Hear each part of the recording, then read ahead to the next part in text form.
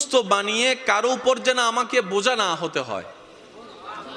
কারণ অসুস্থ হলে অনেক সময় আপনরা পর্যন্ত ভর মনে করে। প্রস্রাব পায়খানা যখন অসুস্থতার কারণে বিছানায় করা লাগে, মানুষ ঘেন্না করে।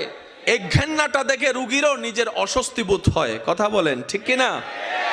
আল্লাহ, আমি যেন সুস্থ থাকতে থাকতে ঈমান নিয়ে ইজ্জতের সাথে দুনিয়ার থেকে যেতে পারি, সে তৌফিক তুমি আমাকে দিও।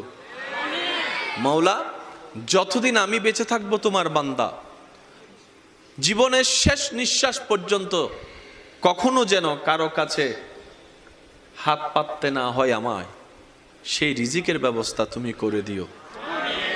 আল্লাহ গো, আমি যখন দুনিয়াতে থাকবো না, আমার সন্তানদের ব্রেইনে মনে তুমি এমন নূরের আলো দান করিও, তারা যেন মা বাবার জন্য অন্তত হাজার ব্যস্ততার ভিতরে একটু যেন দোয়ার হাতটা তোমার দরবারে তুলে এমন সন্তান ব্যবস্থা করে দিও।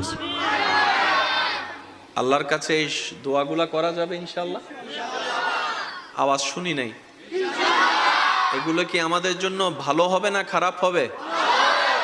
যত উত্তম দোয়া আছে, সবচাইতে উত্তম দোয়ার মধ্যে এগুলা অন্যতম উত্তম দোয়া।